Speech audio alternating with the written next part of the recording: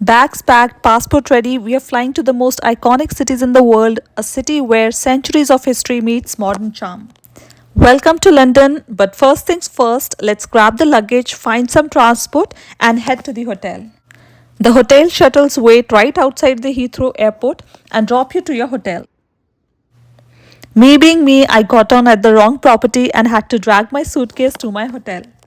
On the way, I explored some red brick houses and finally arrived. I quickly freshened up and then headed out to start exploring.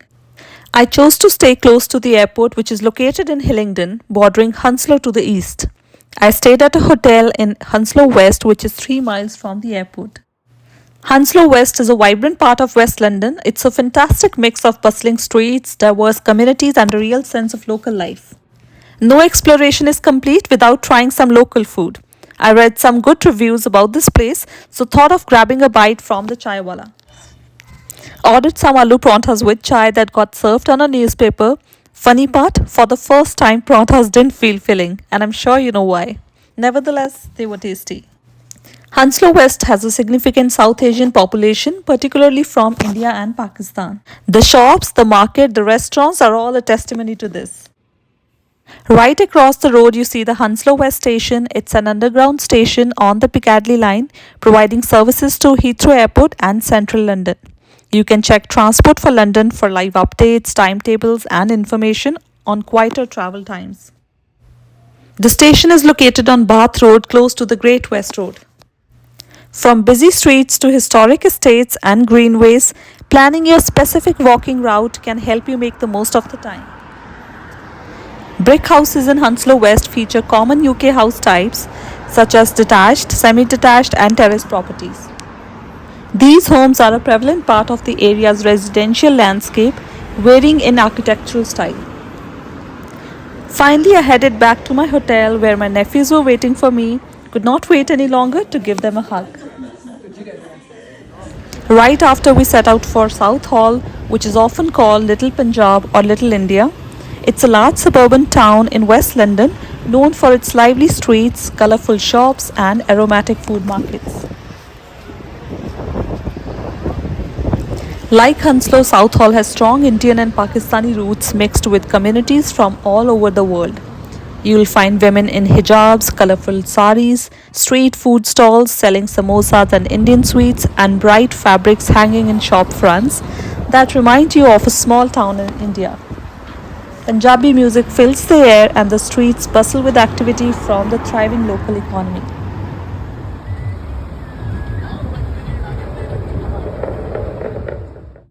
Next morning, we changed our base and set out for central London to dive into the best spots one should never miss.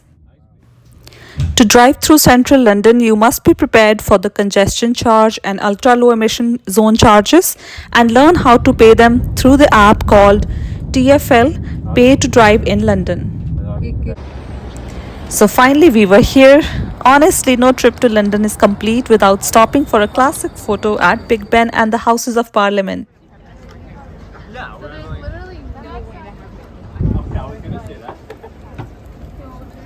Just across the river, you see the London Eye offering breathtaking view of the cityscape. It's the world's tallest observation wheel located at the south bank of the River Thames, opened in March 2000. It has 32 glass capsules, each representing one of the London's boroughs. Each capsule can hold up to 25 people. A full rotation of the ride takes about 30 minutes, giving visitors plenty of time to enjoy the view. On a clear day, one can see up to 40 kilometers away. Near the London Eye is located the Waterloo Station, which is the busiest in the UK, serving destinations like Surrey, Dorset, Hampshire, and southwest England. There's a lot to explore in the city, so we decided to take the red bus or the tourist bus, often called hop-on, hop-off bus. It's a popular way to explore the city. You can get on and off at any stop along the route and explore attractions at your own pace. The bus usually covers all the major landmarks like the Buckingham Palace, Tower of London, Big Ben, London Eye, St. Paul's Cathedral, Tower Bridge, Trafalgar Square, and many more. These buses provide recorded commentary in multiple languages, sharing history and stories about London.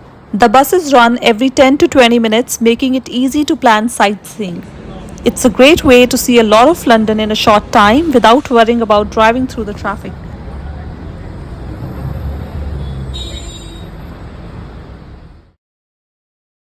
Here we came across the India House, which is the High Commission of India in London, basically the India's embassy in the UK.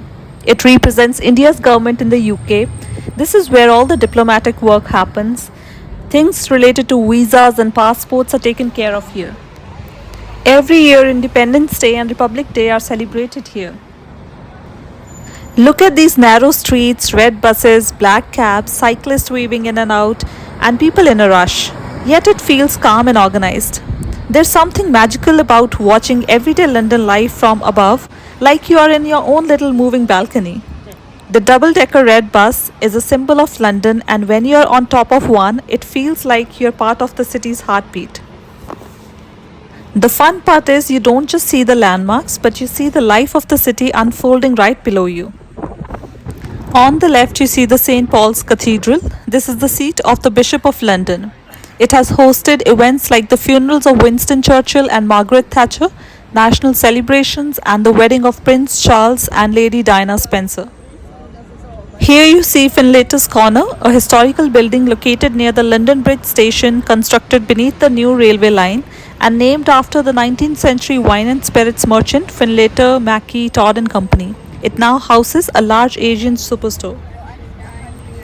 On the bus, you'll see the old and new London side by side. Some buildings look straight out of the history books, with grand stone facades and the old lampposts, while others are modern and glassy. On the sidewalks, there are rows of cozy cafes with people sipping coffee, boutique shops with elegant window displays, and of course, the classic London pubs with hanging flower baskets outside. The details just make you want to hop off and explore every corner.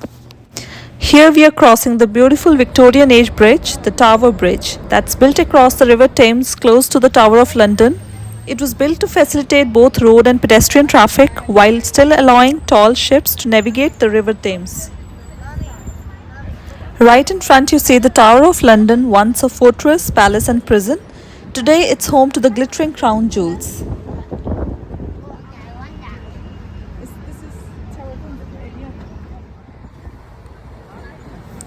That white building you see is the Liberty Bounds, a large Wetherspoon pub located near Tower Hill and the Tower of London.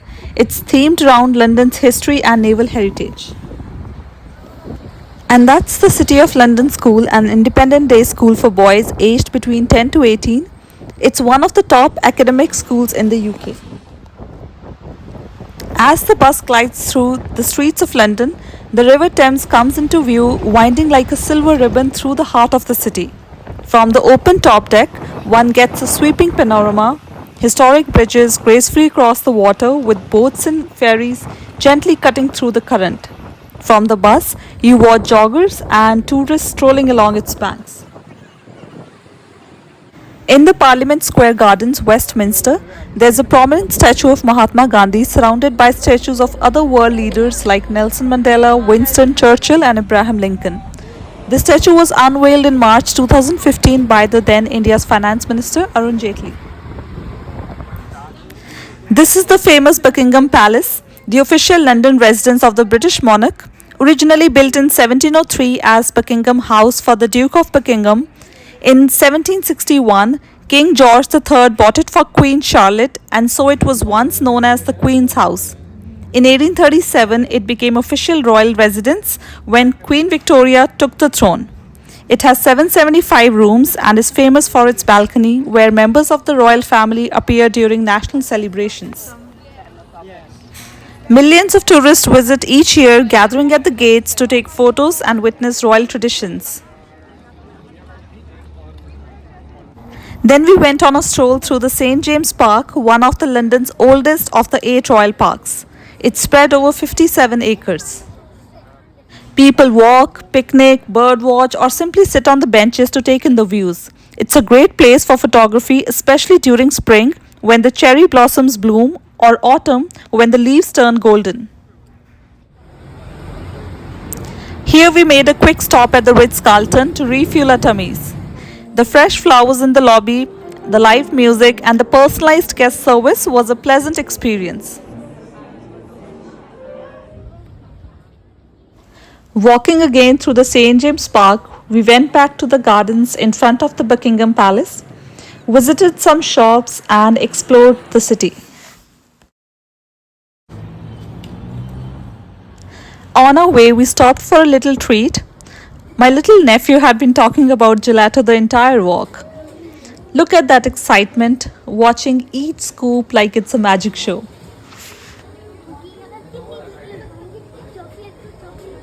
It was worth the wait, and I guess we've got a gelato fan for life. This white building you see is the HM Treasury building in Whitehall. This is where the UK's financial and economic decisions are made. During the World War II, parts of the Treasury's basement were used as secret war rooms before Churchill's official war rooms were established. Now we are at Trafalgar Square. It was built in the 1840s to commemorate the Battle of Trafalgar. You'll find street performers, festivals, political rallies, and holiday celebrations happening all year round. Behind me is the National Gallery, home to the world famous paintings by artists like Da Vinci and Van Gogh. Here's a fun fact: Trafalgar Square is considered the center of London. All distances to and from London are measured from here. As the sun dipped behind the skyline, central London transformed into something magical. The city lights cast yellow reflection on the pavements, landmarks shimmered in the glow. London at night was a completely different experience.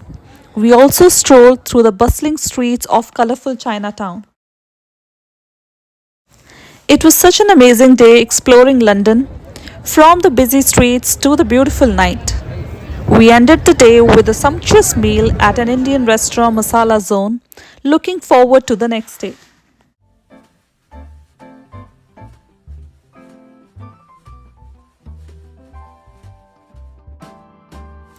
The next day was dedicated to shopping. So here we were at the Bicester village.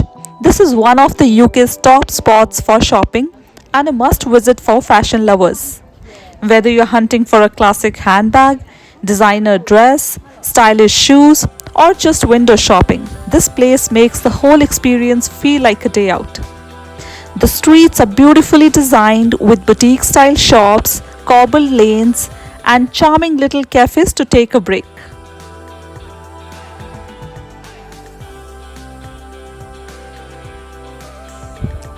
Bicester Village is an open-air shopping outlet featuring over 160 boutiques from world-famous brands like Gucci, Prada, Burberry, Valentino, Dior, and many more. It's designed like a charming little English village, which is so photogenic that the streets, decorations, and shop fronts make it feel like a fashionable little getaway rather than just a shopping center.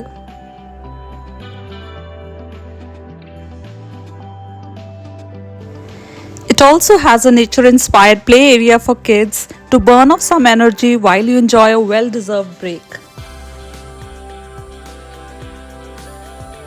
It was easy to spend an entire day here exploring every store, discovering deals, and enjoying the atmosphere. We indulged in some serious retail therapy today.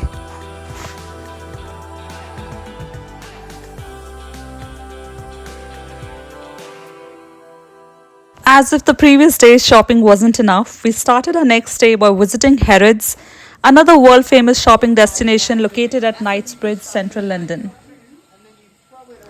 We let the kids shop this time. It was a fun experience for them.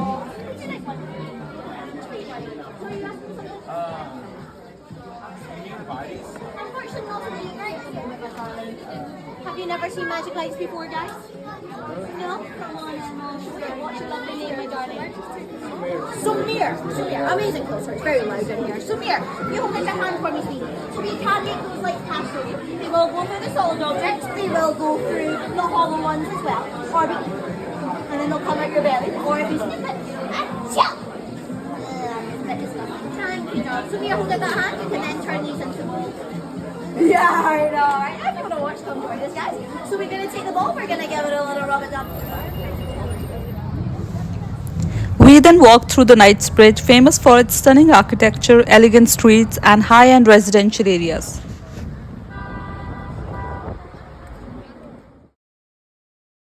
Nothing fills your tummy like Indian food. So we headed back to a hotel for lunch. We were met with a beautiful surprise on reaching hotel. Our Indian cricket team had arrived and would be spending some days at Taj. We got some pictures clicked and left to enjoy the rest of our day exploring the city. We first headed to the 10 Caxton Street, which, apart from a historical building, is a pivotal moment in colonial history. It's the site where Udham Singh took revenge for the Jallianwala Bagh massacre. At a meeting held on 13th March 1940, he assassinated General Dyer and did not attempt to escape. He was later convicted and hanged in London in July 1940. How history lives in places we often pass by.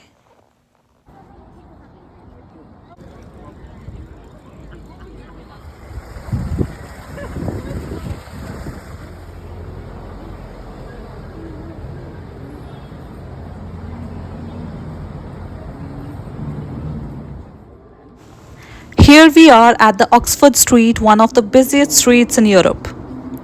Well, we are lucky today. Oxford Street has been a shopping destination since the 19th century and was once part of a Roman road connecting the city of London to the northwest.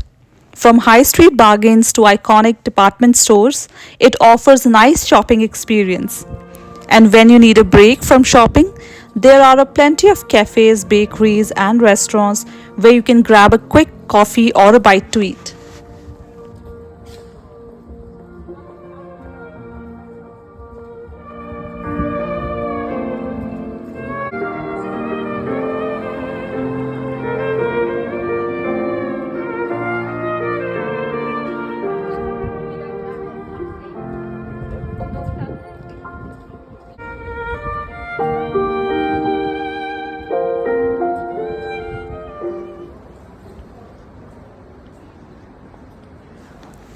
Located near the Oxford Street is the Regent Street, named after the Prince Regent. It is famous for its distinctive crescent-shaped buildings designed by John Nash. It is home to high-end stores and iconic architecture. It hosts the annual switch-on of its spectacular Christmas lights in November. We ended our day at Piccadilly Circus, which is a public square known for its illuminated signs and lively atmosphere, sometimes compared to the New York's Times Square. The Shaftesbury Memorial Fountain you see in front serves as a popular meeting point. Piccadilly Circus is surrounded by shopping, dining, and entertainment options. We savored East Asian cuisine at Chinatown, got some pictures clicked in front of the traditional Chinese gate and under the brightly lit lanterns. That was the end of my short trip to London. Hope you enjoyed watching the video as much as I enjoyed compiling it for you all. See you in the next one. Bye bye.